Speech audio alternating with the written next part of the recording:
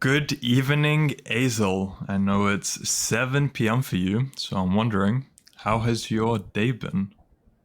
Oh, good evening to you, Rockers, as well. My day has been great. I have been mostly doing work at the real world because I have today off. And yeah, I'm just mostly working on the strategies and the tasks that Professor Adam has been giving me. And I'm working with the community. Yeah, so that has been my day and my life for the most part. Okay.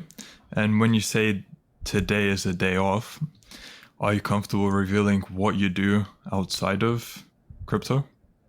Yeah, so outside of crypto, I run a business related to chess education. So I teach chess and I write books and get I get commission from the sales. So that's what I do outside of the real world for income generation, and the real world in the crypto campus is purely for wealth multiplication. Interesting. Is that for Chessable that you do the books? Yes, through Chessable. Nice. I bought a few courses from there recently. That's what I was wondering. Also, you're into Okay. chess too. Yep. I mean, a good skill to have, and it relates to the real world quite well as well. By the real world, I mean real life, not the real world Yeah, platform. Right. gets confusing. So, I mean, we can talk more about chess after the interview then. I'd be quite interested. But to carry on with this, I saw a very nice win from you in the crypto campus. Could you explain what that was about? Oh yeah, the win that I reviewed, I actually just reviewed that mostly to get this interview, to get access to this interview, to be honest. And basically, it's a 20K win from last week trading Bitcoin, with big thanks to the help of Professor Michael's analysis, where basically he would, on a daily basis, give us all the levels to look out for, what is most likely to happen, and how the different activities in the throughout the week, like options expiring, is going to influence price. But trading isn't exactly the main thing that I do. I only trade with the trades that I take are a lot more conservative. For the most part, I am focusing on investing. So far, I'm following Professor Adam's signals, which I've been very profitable on as well. And I'm investing with his signals as I am creating learning to create my own system as well. So yeah, that's a little bit about my wins. Interesting. Okay. So, a lot of the people who come on from crypto talk a lot about Adam's masterclass. But in your Mhm. case, you say you've gone through Michael's teachings as well. How do they differ? How Michael teaches compared to Adam? So I would say that Adams is a lot more has a much greater focus on creating the system, understanding trend following indicators and how they can work together to build a medium term or maybe even long term portfolio. Professor Michael is a lot more, in my view, on shorter term trading and game theory. That's the appeal that I enjoy most about following Michael, because you get to understand how other whales are thinking. Like other crypto whales in the market want to screw over as many people as possible because crypto is a player versus player game. Your loss means their win. And so when you try to think from a whale's perspective, that's how you get more and more insight into the market, especially for the short term. Interesting. So, in terms of whales wanting to screw people over, when I went through the crypto course a while ago, there was some things about the funding rate. So, does Michael's course still talk about funding rate, or does it say something different in terms of how whales are trying to screw over as many people as possible? Um, the most recent example I can give of how Michael is showing how whales are trying to screw people over is something that happened. I'm going to say within quite recently actually. So crypto options are expiring, and basically with options, the retail option buyers are often betting on price either going much higher or much lower. And to wreck as many people as possible, you want the whales, or the option sellers rather, want price to fit within a certain range. And so once you see that price is deviating from this specified range a little bit too far, you can expect it to revert back to that point eventually. And so any swing to either side is just trying to mess people up, to make people think the trend is going higher or the trend is going lower. But eventually, they are all proven wrong as the price returns to the range where the most people get screwed in over options expiry, and that's how the game theory of it works, at least for this recent example. Very interesting. So it's a more sophisticated way than was taught earlier, because with funding rate, you can tell how leveraged overall each exchange is in terms of the people on that exchange. So if you're over leveraged long, then for a whale to short it, it's a lot more profitable to create that waterfall effect. Yeah, Cascade. that's another aspect of it as well. Okay, great. So some more technical sides of it for the listener. Yeah, I see it as very much like a chess game where you're trying to outsmart your opponents and think more moves ahead than them. So that's something that I of course find very appealing. I was thinking about that in the back of my mind, maybe how much your chess experience has actually helped with trading. So you bringing that up is interesting. Okay. Now, how long have you been in the real world for perspective? I've been in the real world for about a little over 3 months right now. Interesting. So did you have any prior crypto trading experience before you joined the real world? Basically, no crypto experience besides knowing how to open an exchange, place an order. Beyond that, I didn't know how to do anything, and so all my knowledge is acquired from the real world. Very nice. Seems you've learned quite a lot in those 3 months. Would you have anything to say for how different the material is that's taught within the real world to maybe what you've seen out on the internet? So, to be honest, I haven't seen that much on the internet, and the reason for that is I understood before even joining the real world that crypto was going to be a player versus player game.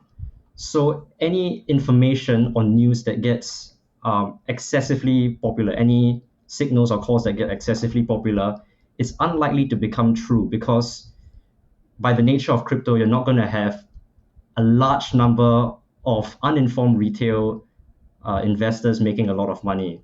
So I would say there's not a lot that you can get from the internet because people are always trying to deceive you. It's in the whale's interest to deceive you as much as they can.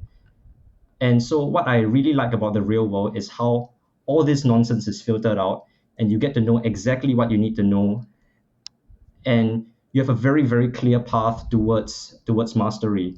And the other um, important value of the real world, I would say, is the Ask Professors channel, where basically, as long as you're doing what they say and you are trying to challenge what they say mentally as much as you can to create your own intelligent questions, you get insights into how they think and how you can likewise become a top trader or investor yourself. Right. Interesting insight from you. And has the community within the crypto campus or within the real world had any kind of impact on you over those 3 months? Yes, definitely. So what I very much like about the overall community is how we all generally share the same ambitions and values. And the other thing is within the real world, there are different levels. So there's like the tutorials and fundamentals that give you access to certain channels. And then you get into the master class where there are even higher levels as to what you can achieve. And what I like most about this system is that the higher up you go, the more knowledgeable people you will meet. And another, I think, ingenious way that Adam has designed his masterclass is that the top communities, the elite communities within the real world, are exclusive because the guidance is minimal. And when guidance is minimal, you will get a lot of variety in knowledge and we can learn from each other. I'll give you an example. If, say, everybody in the real world learn the tutorials and fundamentals, all these students have the same information and they can't teach each other anything. Yeah? Whereas once you reach the master class, we are required on the first level to create our own strategies with relatively little guidance.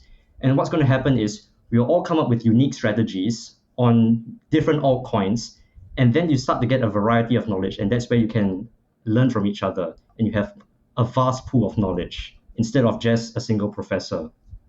Right. That is indeed very interesting. I didn't I did not know that that is what happens. So thank you for the insight. Then I'd like to know a bit more about you now. How different is your average day now compared to before you joined the real world?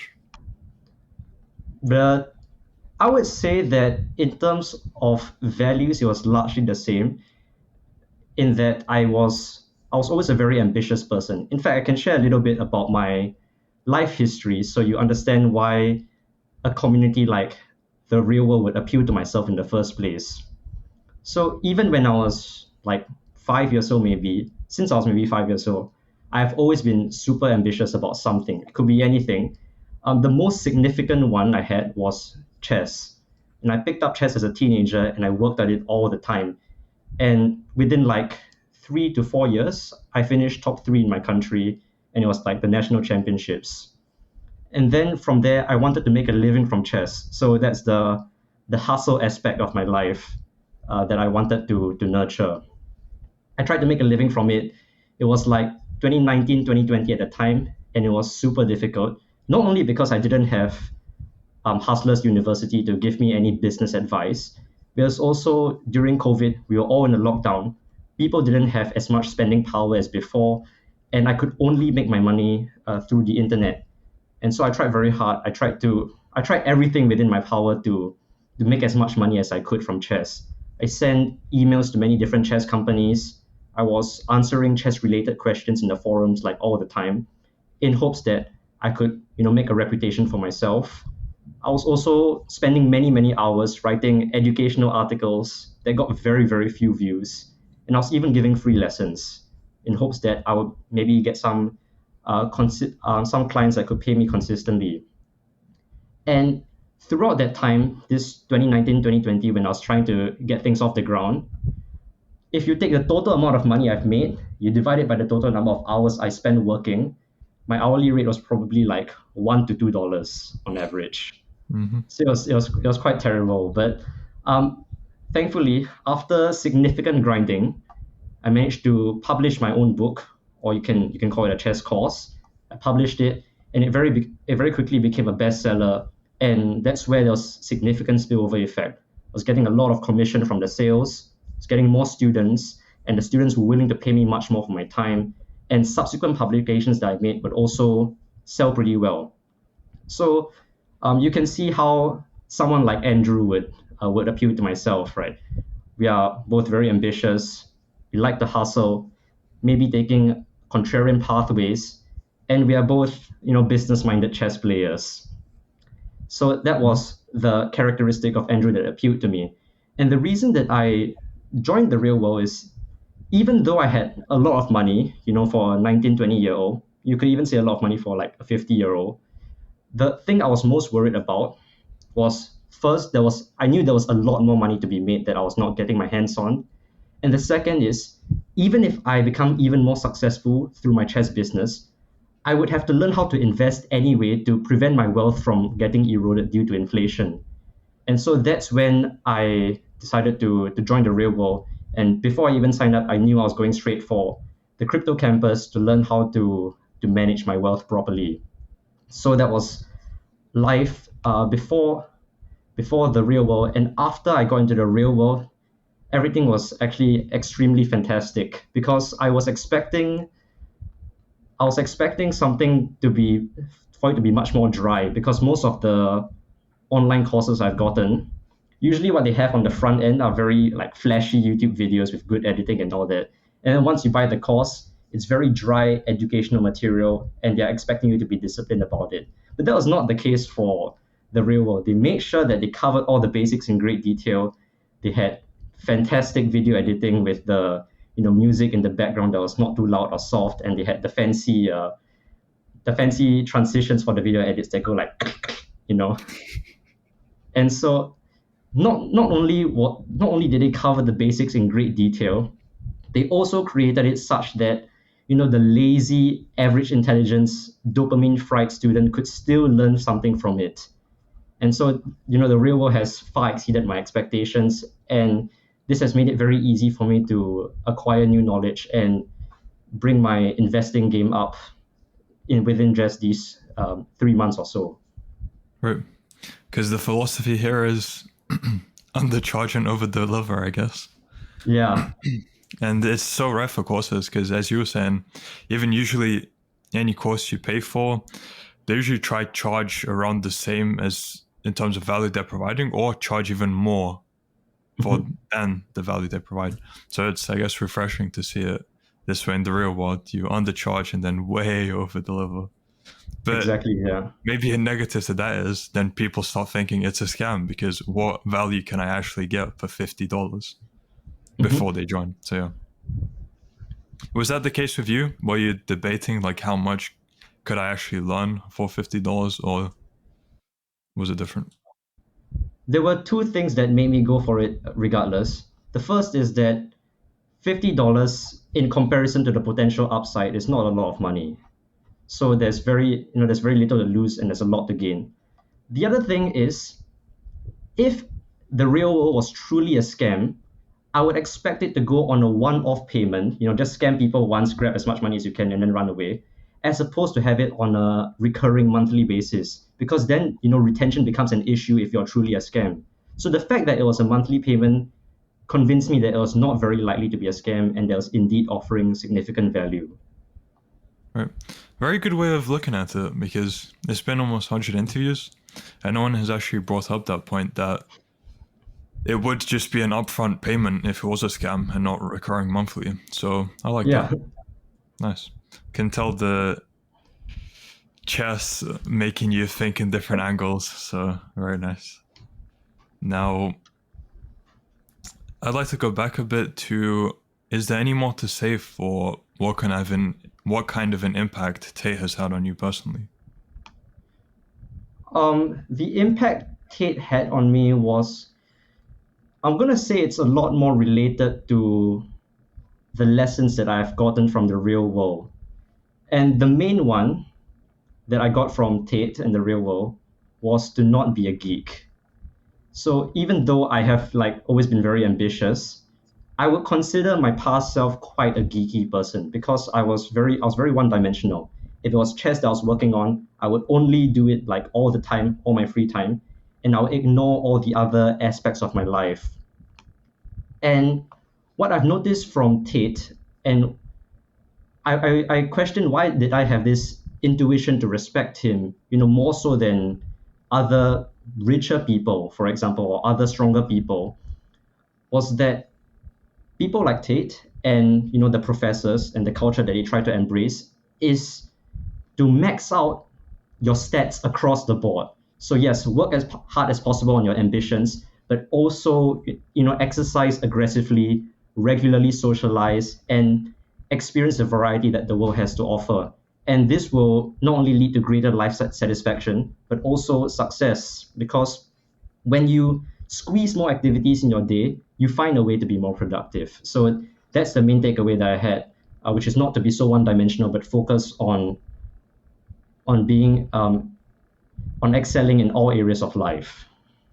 All right. My unmatched perspicacity coupled with sheer indefatigability makes me a feared opponent in any realm of human endeavor. So that's what you're trying to achieve, right? Yes. Good, great. Now, going back to the real world, what would you say was the biggest challenge you faced when first starting out in the crypto campus? I'd say the biggest challenge that I faced, well, as I mentioned, there wasn't a huge challenge at the start because of how the real world, far exceeded my expectation.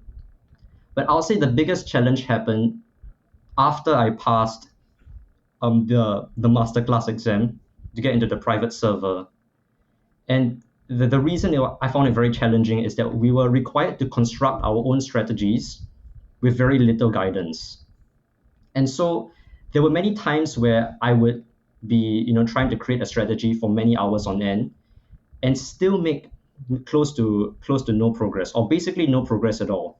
And this discouraged me a lot, and I ended up not working as hard as I ought to have because I felt that my hard work was not getting rewarded. But what I soon realized is that if I work hard at something for long enough, I will eventually get that eureka moment.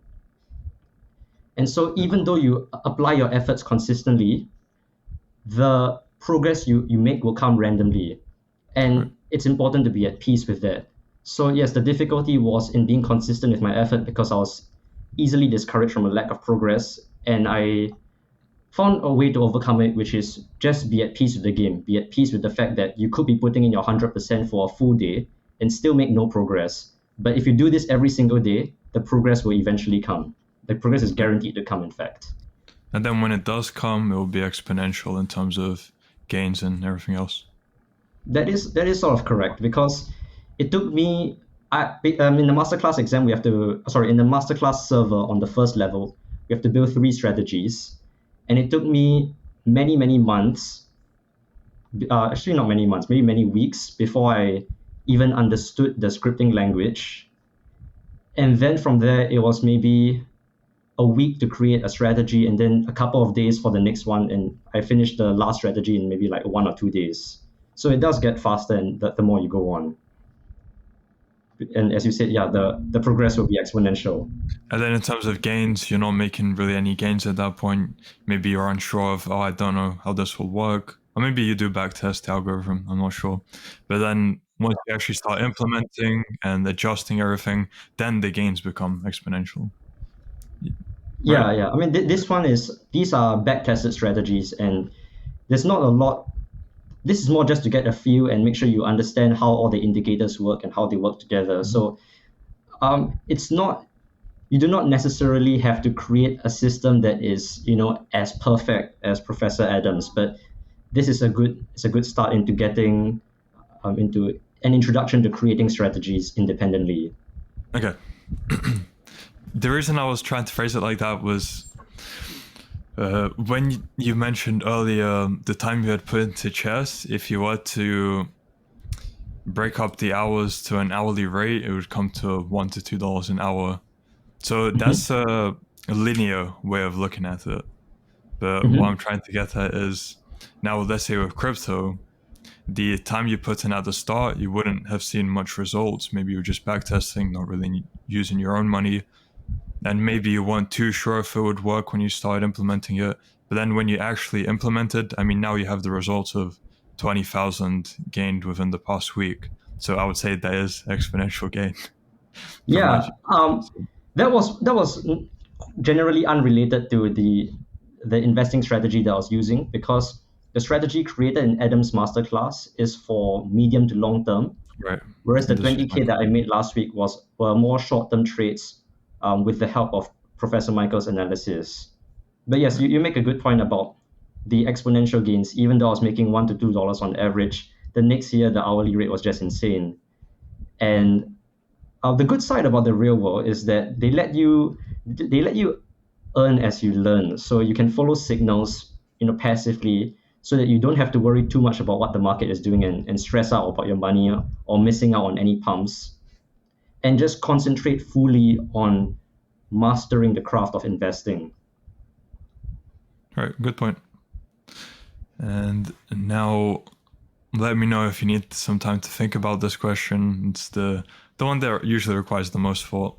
So what have been the three biggest lessons you've learned from your time in the real world? Yeah, the first one, as I've mentioned, is just not being a geek. So the professors had a call together, a live call with the students recently. And I noticed one of the important values that they were trying to teach, especially the younger students there, was, again, not to be overly focused on your goal of money making to the exclusion of everything else. It's important to upkeep your physicality and your social life as well, and maintain a good standing in all areas of your life. So that's the first lesson that I'll say I've learned. The second one, as I've mentioned, is to be consistent with my efforts and be at peace with the fact that I might consistently be putting in effort, but not make progress every single day, or not make tangible progress every single day. And the last one is what I've gotten more as an inspiration from both the professors and the Tate brothers, and that is you can have anything you want in life. Because Professor Adam often shares his story, where basically he started crypto with his own abilities. He had no mentor in the same way that we do in the real world, and he didn't have a bunch of money. He had, a normal, average amount of money, and he still found a way to collect all this information and become one of the most profitable traders in the world. And it's the same thing with Andrew and Tristan. They started from nothing, as far as I know, and they still became insanely successful. And this had a genuine impact on multiple areas in my life. The first is that I know that I can be a great investor, because if Professor Adam can do it with absolutely no guidance, and I have a mentor and this entire infrastructure, I have no excuses. But the secondary impact that this has had on me is has helped me in comparatively smaller areas in my life. For example, for most of my childhood till now, or till very recently, I have been lactose intolerant. If I took a bit of dairy product, I'll start shitting all the time, and have like the worst stomach aches ever. But then I realized that if these professors, these war room members can overcome all of this and accomplish such huge things, I'm quite sure I can overcome my lactose intolerance as well. So I forced myself every day. I'm going to drink a little bit of milk. It's extremely uncomfortable, but I kept at it anyway, and I have made quite a good progress, I would say. I could like have a full serving or two of milk or ice cream, and like 80 to 90% of the time I'll be fine. So it's not just focusing on the main thing about you can get anything you want for your main goal, which is investing, but you can also get anything you want, in secondary areas of your life, even something as small as overcoming lactose intolerance. Interesting, because what you just said, I guess a big part of it is mindset. Then other people would just not okay. It's hard to use lactose intolerance as an example here, but let's phrase it as be a victim to that condition. So in your case, maybe before you were thinking you were a victim to it and there was nothing you can do about it, but then you started to slowly expose yourself with small amounts over time, like with poison. Expose yourself to small amounts every single day, and then eventually you build up an immunity to it. So you took that approach, and now it seems you're getting over your lactose intolerance, which is interesting. Exactly. And the cool thing is, for most of my life, it didn't even occur to me that this is something that could be overcome. So in a way, this is quite a big moment in my life, because now I'm actually starting to look at other areas of my life that I thought were impossible to improve, and seeing if I can do something about it after all. Right.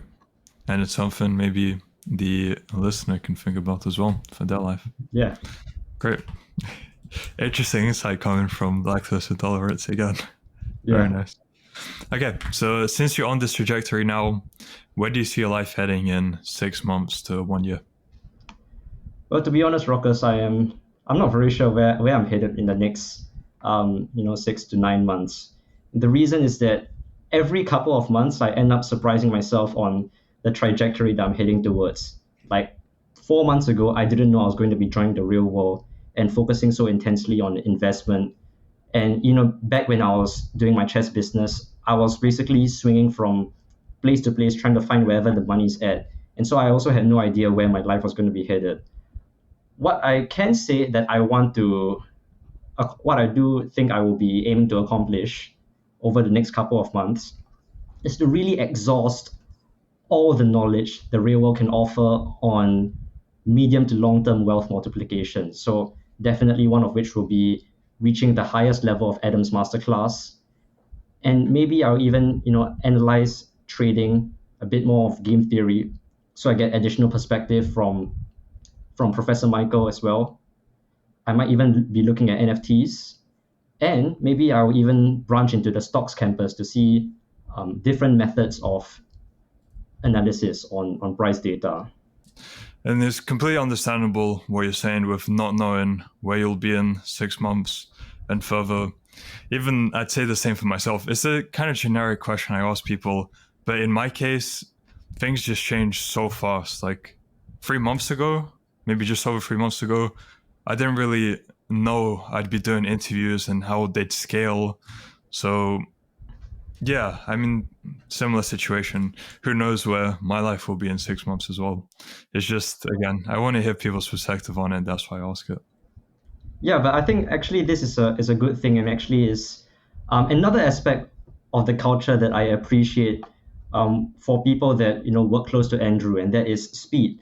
And the reason that we both are not fully certain where we're headed in 6 to 9 months is that we are moving very very quickly, and it's also very pleasant to work with people who move very quickly. I submitted the type form 1 hour later. You message me, when is the interview going to be? Bing bang boom tomorrow, and then we have it immediately. So no time wasted, and I really appreciate Yeah. I really appreciate speed. Nice. So it was yesterday I reached out to you, huh? Yeah, it was, That was quick. Nice. And yeah, with speed, it's just so rare in this world. People are so slow. So it's refreshing, even from my perspective, when I come across people who operate fast. It's just so nice to deal with. And yeah. it's the first thing you learn within the real world, operate with speed. So yeah. Okay. Now I'm very happy with how this interview has went. So for my final question, for people who are still on the fence about joining the real world, so they've listened to this interview, right? And they're still thinking, well, it's $50. Maybe they're still trying to scam me out of my money. What advice would you have to them? Well, to be honest, Rockers, I think if the Tate brothers themselves were not able to convince somebody to get into the real world, I don't think I'm able to do any magic here. So there's not much I can say besides telling anyone on the fence that I'm a real person. I'm not some guy paid by the Tate brothers or whatever. And I can tell you that the real world is genuinely a place full of knowledge that can make you money. I've personally been very profitable myself, and you just have to be ambitious enough and be willing to put in the effort. So yeah, that's what I would say. Okay, so Azel, let's see in a few months where you're at. Maybe you've gone through the stocks campus and have made 100,000 that you can report back on. I'm joking. Who knows? But who knows, right? Yeah, who Okay. knows? Anyway, so whatever you do, I look forward to doing a follow-up interview to see how it has scaled for you in future. And until then, I wish you all the best. Thank you. You too.